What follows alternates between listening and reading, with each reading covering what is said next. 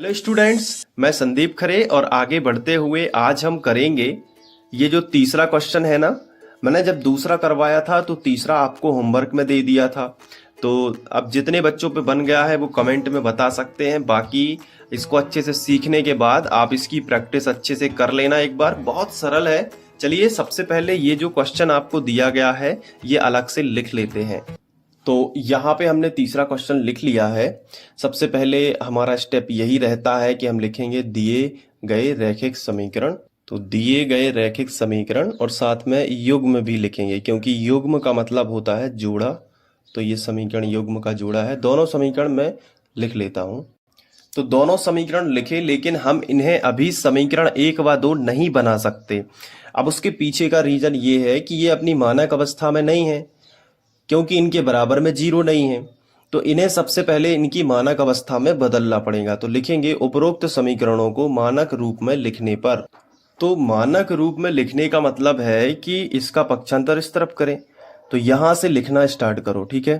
तो सबसे पहले लिखो 3/2 x प्लस 5/3 y, और ये जो प्लस का 7 है, क्योंकि कोई भी साइन नहीं है तो प्लस का है, तो प्लस का उस तरफ चला जाएगा, तो माइनस का 7 बराबर में हो जाएगा 0।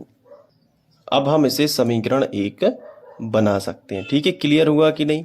दूसरा क्या है, नीचे वाला जो समीकरण है इसको लिख लेते हैं। तो क्या होगा, इसको थोड़ा ऊपर खिसका लेते हैं। अब यहां से लिखो, सबसे पहले आएगा 9x माइनस 10y, और ये प्लस का 14 है, इसका इस तरफ पक्षांतर होगा तो माइनस का 14 बराबर में क्या आएगा 0, और इसको बना देते हैं समीकरण 2। इसे कहते हैं मानक रूप। तो इसके बाद अब इन दोनों की तुलना हम रैखिक समीकरण से करेंगे। तो हम लिखेंगे समीकरण 1 व 2 की तुलना, समीकरण 1 व 2 की तुलना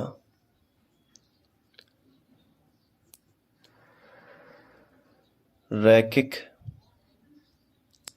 समीकरण, और जो अपना रैखिक समीकरण है ax plus by plus c बराबर 0 तथा ax plus by plus c बराबर 0 से करने पर। अब ये यहाँ पे मैंने लिखा है, लेकिन इसमें 1 1 लगा देना है। ए बी सी में 1 1 लगा देना है, A1 B1 C1, और यहाँ पे कर देना है A2 B2 C2। आपके समीकरण बन जाएंगे। ये फॉर्मेलिटी के लिए लिखना होता है। अगर एग्जाम में आपको अच्छे अंक चाहिए तो आपको पूरी प्रॉपर लैंग्वेज लिखनी पड़ेगी। बाकी तुलना करने से कुछ नहीं है, यहाँ से डायरेक्ट पता चलता है। समीकरण 1 में अगर आप A1 देखोगे ना, A1, तो समीकरण 1 में देखो, अगर 1 वाला देखना है तो समीकरण 1 में देखो, तो A1 x का गुणांक कितना है 3/2। चलो बताओ B1 कितना होगा। B1 दिख रहा है क्या? यस, 5/3। अब C1 दिखा दो, C1 कितना है -7। इसी हिसाब से अब A2 दिखा दो, तो A2 कितना है 9। B2 कितना है बता दो, B2 है -10। यस, ये बस। और C2 कितना है -14। समझ में आया कि नहीं? ये है, बिल्कुल साफ साफ दिखता है। x का गुणांक A1 B1 C1। यहाँ देखो x का गुणांक A2, y का गुणांक V2, माइनस के साथ में लिखना। अगर चिन्ह माइनस है तो पूरा लिखो -10, और अचर पद माइनस के है तो पूरा लिखो माइनस। तो पूरी संख्या कहलाती है C1। यहाँ पे भी ये C2, ठीक है। तो ये हो गया। अब हमें इनके अनुपात निकालना है। तो पहले हम निकालेंगे A1/A2, फिर निकालेंगे B1/B2। पहले A1/A2 निकाल लेते हैं। तो पहले लिखा है A1 मतलब 3/2। अब उसके बाद ये बटे है तो बटे लगा दो। फिर A2 कितना है 9, तो 9 लिख लो, ठीक है। अब यहाँ पे एक बात समझो कि 9 के बटे हम 1 लिख सकते हैं अपने मन से, ठीक है। किसी भी संख्या के बटे हम 1 लिख सकते हैं। तो इसको आगे बढ़ाओगे तो मेन बटे तो ये है। तो ऊपर वाली संख्या जो है इसको हम ज्यों का त्यों लिखेंगे 3/2।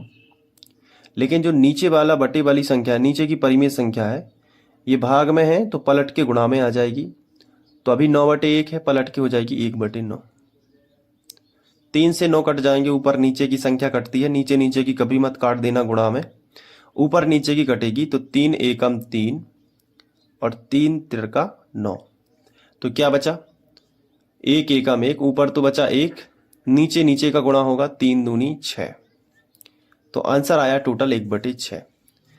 अब b1 बटे b2 निकाल लेते हैं। b1 बटे b2 तो कितना है? 5/3 और b2 कितना है? -10। तो बटे लगा के -10 लिखना पड़ेगा। b2 का मान बटे लगा है ये, सो ये लगा लिया। b2 कितना है? -10, यहाँ पे लगा लिया -10। अब -10 के बटे हम 1 लिख सकते हैं। अब ऊपर की जो परिमेय संख्या है इसको हम ज्यों का त्यों लिखेंगे 5/3, लेकिन बटे के बटे में है ये वाली परिमेय संख्या, तो गुणा में हम लिखेंगे, पलट के आ जाएगी, 1/-10 हो जाएगी यहाँ पे। अब ये कट जाएगा, 5 एकम 5 और 5 दूनी 10, तो यहाँ पे हो जाएगा 1/3 दूनी -6 हो जाएगा। तो देखो ये 1/6 और ये है -1/6, तो क्या बराबर है आपस में? आंसर है नहीं, बिल्कुल बराबर नहीं है। तो हम लिखेंगे कि यहाँ पे a1/a2 बराबर नहीं है b1/b2 के। या तो ये डायरेक्ट लिख सकते हो, या इसके पहले एक स्टेप है, यहाँ 1/6 बराबर नहीं है -1/6 के, क्योंकि ये माइनस में आ गया है और ये प्लस में है। तो ये अद्वितीय हल हो गया कि a1/a2 बराबर नहीं है b1/b2 के। तो आप देखोगे कि यहाँ पे देखो a1/a2 बराबर नहीं है b1/b2 के, तो ये कैसा होता है? यहाँ पे संगत। तो आप लिख लेना संगत निकाय है। तो यहाँ पे ऐसा भी लिख सकते हैं कि अतः दिए गए समीकरण युग्म संगत है। दिए गए और लिख लेते हैं, तो अतः दिए गए समीकरण युग्म संगत है। बैकग्राउंड में थोड़ी सी नॉइस है और यहाँ पे ये सवाल खत्म होता है। तो अब हम इसको दिखा देते हैं, स्क्रीनशॉट ले लीजिएगा।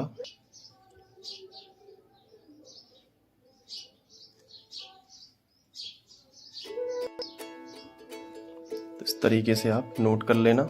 मिलते हैं नेक्स्ट वीडियो लेक्चर में। Thank you.